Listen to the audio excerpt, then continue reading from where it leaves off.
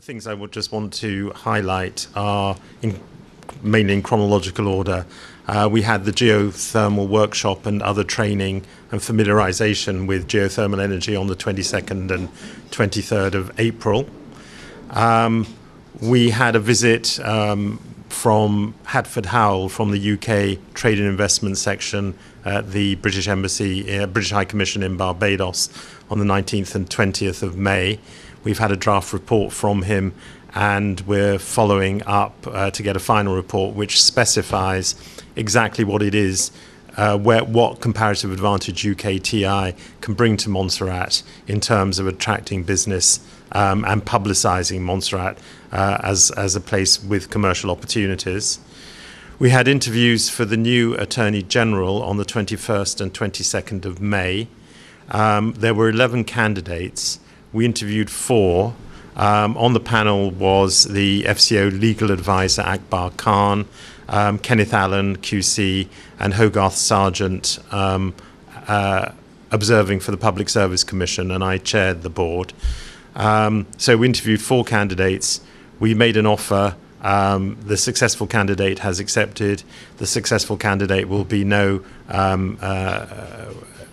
news to you, or rather, you'll know him. It's Keith Friday, and he will start on the 1st of September. He has wide experience, of course, in Montserrat in legislative drafting capacity, but in his career, he's been DPP in Grenada, Solicitor General, the equivalent of the Attorney General in Grenada, and is currently working for the CARICOM Secretariat in Guyana. He will, as I say, start on the 1st of September. The week beginning the 26th of May, we had 2 either D.FID visits or sponsored by D.FID. So we had Mike Sheath from the Lucy Faithfull Foundation, who was coming to take a look at child safeguarding, the child safeguarding environment in Montserrat, and to do a kind of familiarization visit. He's been involved, the Lucy Faithfull Foundation have been involved in other territories like St Helena and Pitcairn, and he came to look at the situation in Montserrat. We await his report. Don Taylor, the D.FID education advisor, came to follow up his visit in October, particularly looking at the circumstances under which we might assist the Montserrat Secondary School, where we know some of the buildings are in very serious condition, and what conditions D.FID might set to their assistance.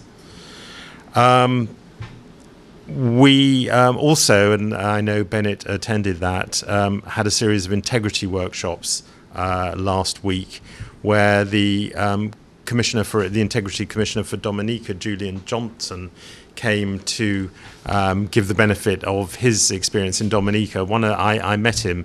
I was quite, not exactly shocked, perhaps not very surprised, that it took 5 years for the integrity legislation in Dominica to come into force from when it was passed.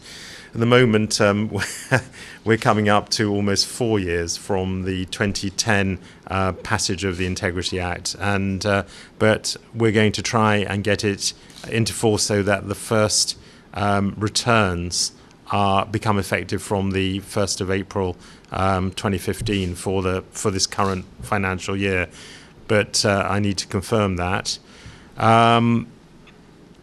It is the start of the hurricane season. I note that Billy Darrow has issued a press release.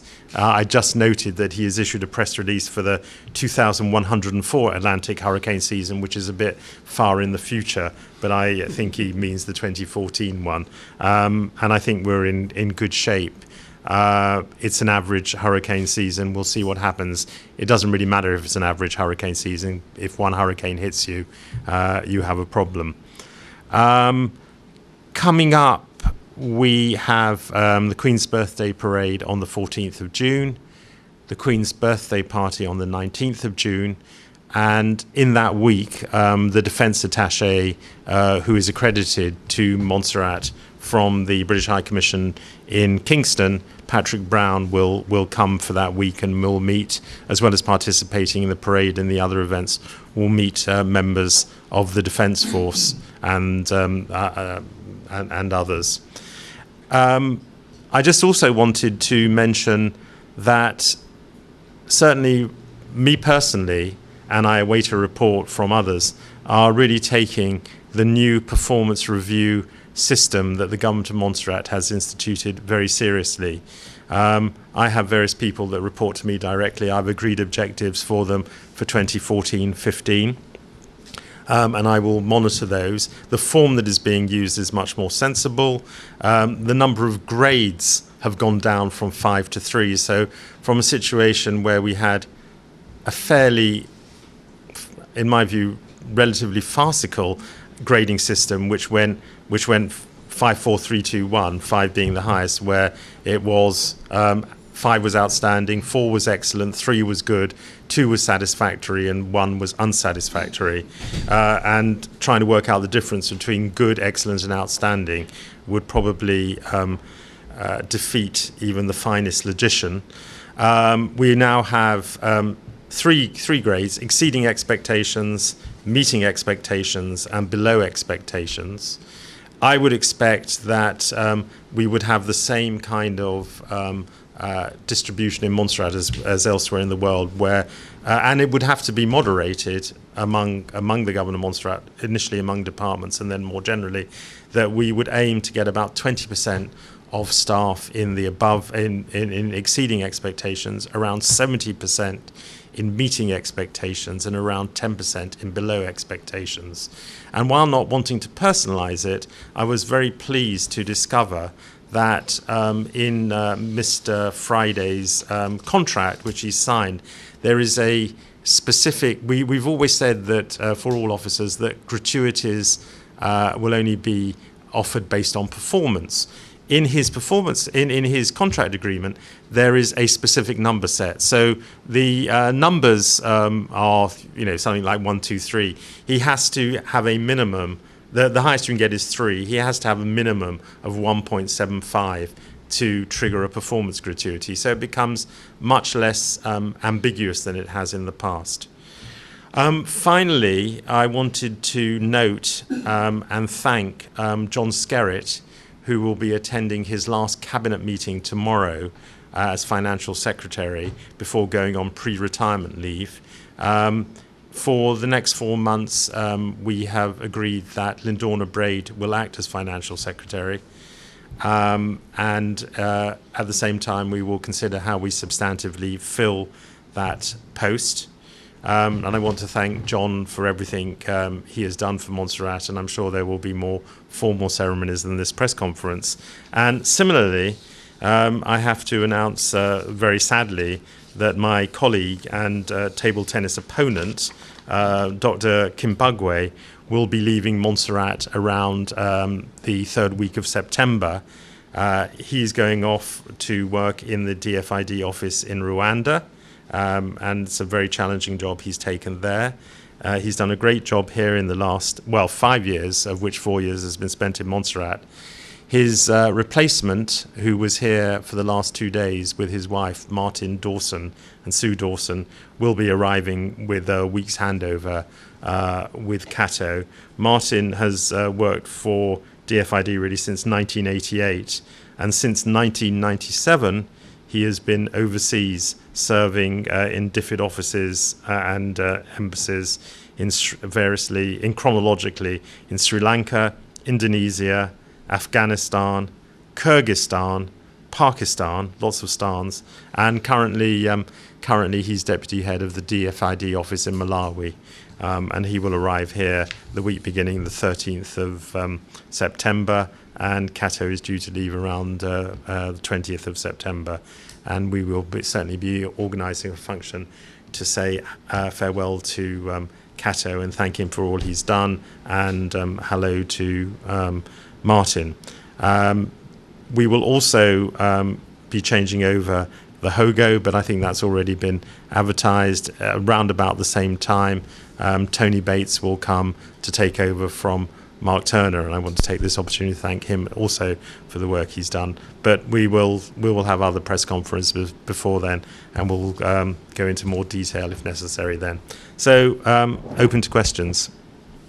Oh, sorry. There's one visit I did forget, although I had it written down, is that we had a pretty sensible visit from Air Safety and Security International, ASSI, on aviation security, which is where we are transferring responsibility for aviation security from the Department for Transport to the government of Montserrat. This is security at the airport, so anti-terrorism, etc., etc. And we've set up a new committee to oversee it. Throughout their visit, I tried to use my watchword of proportionality, in that what we need to do is to be proportional in relation to the threats that actually face Montserrat. That we haven't really had an incident over the 3 years of aviation security that is really worth kind of giving wider currency. And so we do need to be proportionate, but it is important that we take aviation security as well as aviation safety, obviously, very seriously. So that's what I wanted to say by way of introduction. Thank you. The security, I thought that how does this interfere with the fact that the governor has responsibility for internal security and external security? Where does this depart? We consider both aviation and maritime in the same process. And I chair that. So I chair that, and I chaired an inaugural meeting of the committee, which established composition in terms of reference during the. Must have been on the 22nd of May. So you will continue to chair it? Yeah. I thought what you said is that you are transferring that over to the government of Montserrat. Okay, good. You want Sorry, no, it's actually been transferred to our regulator, ASSI. They're going to oversee it, but it's going to be the governor that administers it on the island. You've correctly identified that actually geothermal is rather complicated, involves a lot of streams. I think a lot of people thought, to begin with, we have a volcano, we drill a well, we'll get geothermal. It's not as quick as that, it's not as easy as that. And the Premier has always said, I think, that the overall period from start to finish will be between 4 and 5 years. And so we're into about the third year now, aren't we? Anyway, over to you. Yeah, I think it was maybe just to go back to the beginning of your particular question. I think that was the idea of the workshops, was to try and get that message across about the complexity of geothermal exploration, to get the information out there, in particularly for stakeholders in government who are going to be making decisions on and around the geothermal energy sector. And it was important to ensure that they have the information, the relevant information, and can then become intelligent clients in how they implement on a day-to-day basis. I think for me, the most successful component of that couple of weeks was the work that was done in the secondary schools. I was impressed with the feedback that came, that we got from the students who attended. And just to give you an idea, I mean, Graham and his colleague Bridget, when they started off the course, they asked how many of you, are interested in the sciences, or interested in geology, or interested in geochemistry or geophysics. Very few people. But at the end of the course, and you can go and speak to the teachers, it was unbelievable, the level of interest. And what struck me the most was it happened during their holidays. And they turned up for each and every session, including the sessions, where they had to go on field trips, but they also had coursework to do, homework to do, which during a holiday season, you'd think, no, we wouldn't do any homework. They all turned up. So there was a lot of interest. And I think this is something that, we should think about continuing in the future, in making sure that the young people are given that opportunity, so that in the long term, geothermal development can be done with as much local content as possible. That was the aim, is to stimulate that interest, and then thereafter people can then start pursuing careers in that particular area. Who can I get a report from on this? Because we've commissioned a report from Graham and Bridget, which essentially, before we finalize any sort of payment, we need to get some feedback on how the costs. That's not nice. Yes. We need to get feedback on how people what was the the level of interest, but also whether people found it useful and beneficial. And before we even think about, but that's how them saying that. How? No, but they're collating I need to know No, they're collating that information from all the students, all the students at the end of the course were given a feedback form which they filled in. So Graham and the team are collating that information. Yes. And Jonette and Leandra in our office are collating information from the people who attended the 2-day workshop.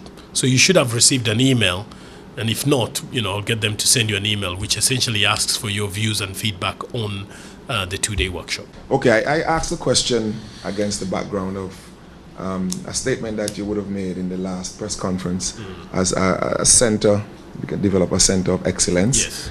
And, I was looking at, having Monserrat as a repository for geothermal science. Mm-hmm. I think that is a possibility. And based on, the feedback on this course, we've asked Graham to see, how can we tailor this course, not only just for, Montserrat, particularly the 2-day administrator course, but how we could encourage other people in the region to come and participate. Mike Cullen, who works also for the New Zealand government, just conducted a similar type of training course funded by the New Zealand government in Dominica. Now, there's an opportunity that could be done here, on an annual basis where people will come in from the region. The key question is it financially viable? And would you want the local private sector to take the lead on that? Because again, in many of these issues, you do not want the government to take the lead. You want the private sector to take the lead and see the economic benefit, and then they'll go out there and market it even much better because of the profit motive. So, it's in discussion, it's in train. And, as we go along, I would assume that, somebody will pick it up and, that would be something that would be taken forward. Yes, something that I think should come off well as we talk tourism, because what we're talking about and what we know is bringing people into this island. Yes. And all kinds of centers. I know Dr. Lewis, I saw something that he's proposing again, climate change center. There's so much talk about it, and there really isn't one in Montserrat. Why can't we set up one here? But that's the kind of talk that I think we would love to hear, to have Montserrat involved in something. Very quickly, I don't know if we had a press conference since the press conference I had with Mike Allen. Help me again, where are we in terms of that testing, and when can we really expect, what date lines were set on? The long-term testing is going to be completed at the end of, the middle of June or July. So it's the long-term testing, because remember, the long-term testing is more than 30 days on a particular well, move the equipment to the next one, and then complete that, and then analysis of those results, and then write-up of the report. So according to our current timeline, it's supposed to be the middle of July. So you should, you'll get some sort of feedback on that. But what that will tell us is substantively what each well can produce.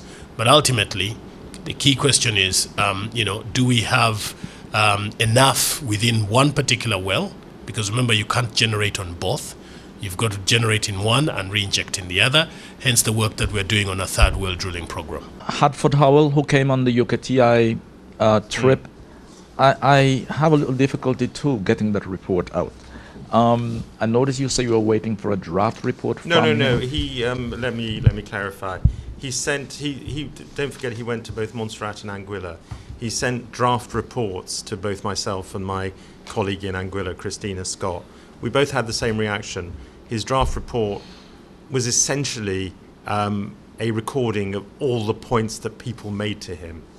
And a lot of them are points that we're well aware of, are either under train, are impractical, or are largely aspirational. So what both myself and the governor of Anguilla have gone back to him and said, actually, having heard all you heard, what actually can you do? What is UKTI's comparative advantage compared with, say, D.FID or with the MDC in Montserrat, who are already involved very heavily in a lot of these issues? So what can you actually bring to the party? Do you have any funding or resources to do it?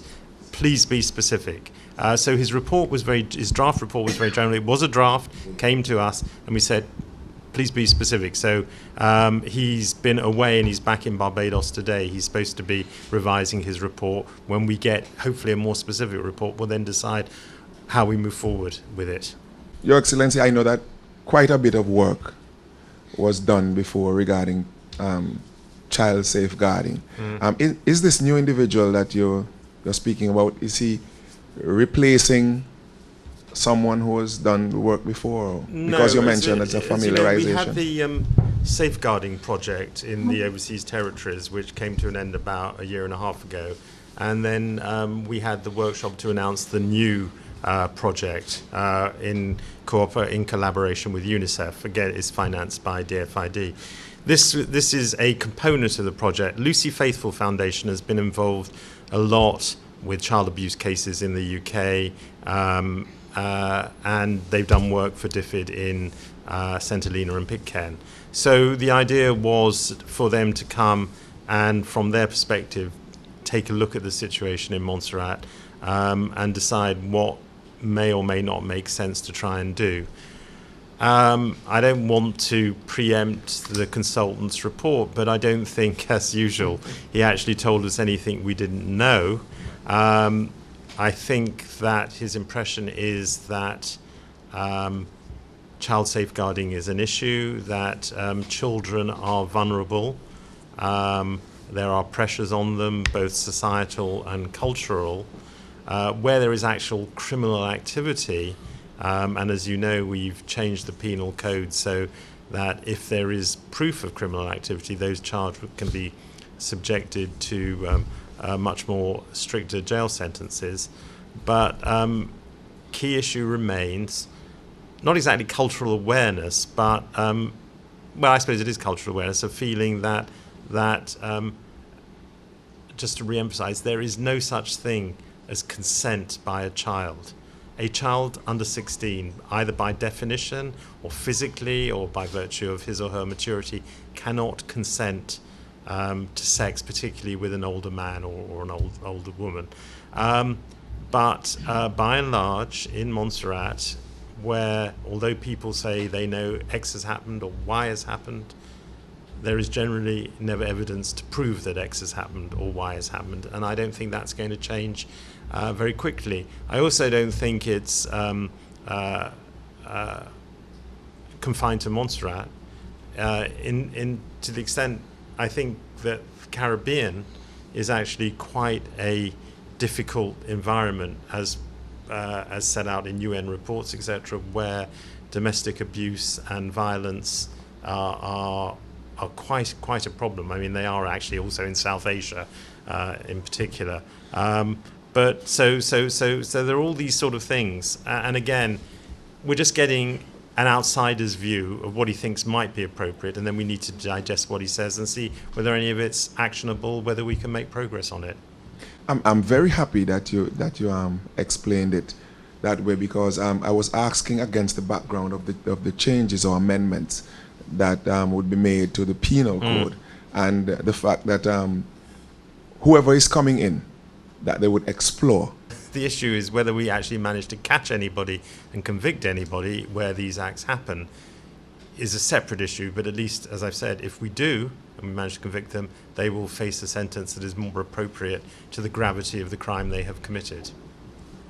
Your Excellency, I'm going to say here now that somewhere along the line we may not be grappling with this problem. We're not probably speaking to the right people. We're not having the right forums. We're not really getting to the core. Once you start talking about cultural, you're now talking about people my age, over, and not far below. When you start talking about culture, so because that culture, who practices the culture? It's a collective thing, certainly. Exactly. Now, I have a difficulty. Where is this culture? 2 children in the area that I work, children underage, they've had babies. I just do not understand how it is possible that these children, they have their babies. Where's this father? This is a very controversial area. There is an issue... Controversial, you said? Well, it's extremely controversial. No, but what I wanted to say was, to the extent that a distinction could be made, there is a distinction between children having sex with children and adults having sex with children. But But the bottom line, and I asked him, and I don't know whether it's true or not, so I asked this consultant whether he felt from his discussions, whether he had any knowledge about the extent to which children between 13 and 16 had had a sexual experience. And he thought the vast majority had. Education advisor, MSS repairs and so on and so on. What's the story on that, in that we've been hearing about an MSS, an upgrade, if you like, into a purposeful new MSS? Well, I hear you talk about repairs and so on. No, there were a number of conditions set by D.FID, and when we looked, we reviewed progress on those. One thing we're all agreed on, government, D.FID, myself, is that MSS at the moment in its physical incarnation represents a reputational risk to all of us. There are the 3 buildings that have been condemned. They need to be demolished. I think they are. I think there is work going to happen on the demolition. But more importantly, Monserrat Secondary School doesn't have a cafeteria, doesn't have an assembly room, doesn't have all these things. And don't forget, our overall objective, joint objective, is to return Montserrat to a state of financial independence. What's the secondary school got to do with that, you might ask? Well, if we want investors to come in here, they need to, and they've got children, they need to have a proper place to send their kids. They want to know about the education facilities. So we do need to deal with it. I'm not sure what. I mean, there was discussion with the Premier, officials and the Minister of Education, and officials from the Ministry of Education last Friday, as on Don's last day, about progress that has been made. I think there is an agreement we can come to. There needs to be a cabinet paper. One of the issues is the establishment of a board of governors at the school and how that will be implemented.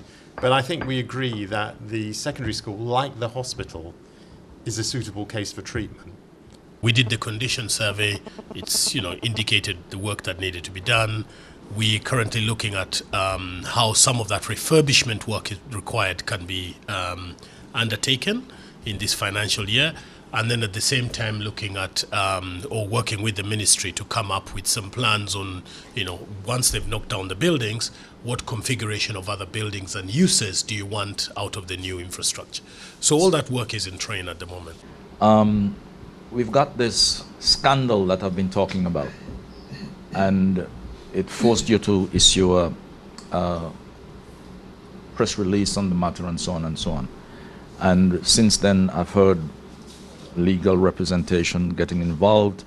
Where do you fit into that whole matter? Well, the exclusion zone is part of Montserrat. It is not it's not a bit of Montserrat that people are allowed to go into. It is illegal to enter the exclusion zone, apart from people who have been given a specific agreement to do so, which are sand miners and scrap metal merchants. I'll come to that.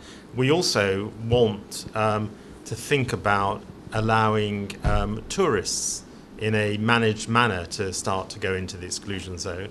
I'm also in active discussion with the manager of the MVO about proposals to reduce the hazard level warning down from 2 to 1, which, among other things, would have the effect of 24-hour access to Zone C.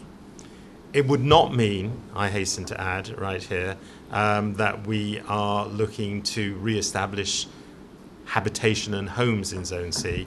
It would just be that you would not need to go through the police, etc., to get into Zone C. So the conclusion on the exclusion zone is no different from other parts of Montserrat. The police and customs and customs are involved, should be patrolling to make sure no illegal activity is going on in the exclusion zone. Now, it is probably more difficult for them to do that, given resources in the exclusion zone than elsewhere, but that remains the case. Prior to my press release, the police did have a specific meeting the scrap metal merchants and the sand miners on the 6th of May. And the report was that the purpose of the meeting was to discuss recent allegations that people's homes in the exclusion zone were destroyed to recover scrap metal. The police informed the scrap metal merchants they're only allowed to take property for which they had permission, and which I specified in my press release. The scrap metal merchants, if I can call them that, did not said that they had not ever taken anything that they weren't supposed to take. I mean, that's what they said. They accepted the warning given by the police to adhere to the properties they had permission to recover, and it was left like that. And the police continue to monitor activities in the exclusion zone. As I made clear in my press release, there has been 6 arrests and convictions for people being found illegally in the exclusion zone. There is an agreement between the government of Montserrat and the scrap metal merchants, again, as I referred to, as to what they're allowed to take. And it is the responsibility of the police and the customs to make sure that is what they take, and that they don't take anything else. You know, this problem existed since 2011. That problem existed since 2011. It's difficult for me to be listening to the police and to the police saying that they've made 6 arrests for people found in the exclusion zones. In the last 6 months. In the last 6 months. What have they been doing since 2011? That's when you issued the first press release that said that, I think that's in the newspaper, that said that people, when found in there, would have been, and it came as a result of the complaints that people were having problems with somebody. Well, no, I asked the police specifically for the last 6 months. I can ask them how many people they've arrested since 2011, if you'd like me to. Well, yes, and who have been arrested for doing anything regarding the removal of scrap metal from private Well, homes? I think the answer is none for that. Except that's not quite true as far as I know. As far as I'm aware, the arrests have only been for people found in the exclusion zone, not found removing stuff from the exclusion zone. There were people arrested and cases thrown out. Well, that's a separate matter, and that's the issue on which there is a letter from David Brandt, which I'm asking the DPP and the Attorney General to consult with on a reply. But that is separate, and we're dealing with that.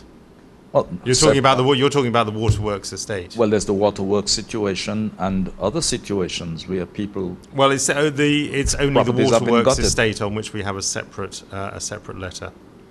If you're talking about MUL and Lovers Lane, all we have are unspecified allegations.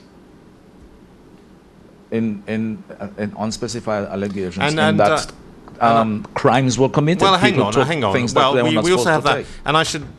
The evidence is there. Well, I should also add that the leader of the opposition had got agreement to go into the exclusion zone because, as you know, he's very hot on this and wants to know what's going on.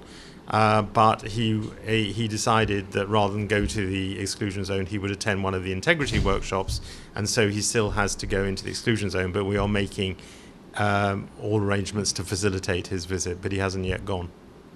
And there are issues, as far as I know, statements that have been made by yourself and the Premier as to the permissions, the timelines when these things were given, when these permissions were given, SRNOs which don't exist, cabinet decisions to do certain things which are not tying in there. See, there seems to be a whole, well, as I call it, a scandal, which I am still investigating, but I was hoping to get some clarity as to what exactly is going on. Well, I've told you what I consider to be going on, which is that the exclusion zone, for the purposes of policing, is still an integral part of Montserrat, and the police need to do their job. Your Excellency, my biggest concern, re this whole operation in the exclusion zone, is the monitoring part.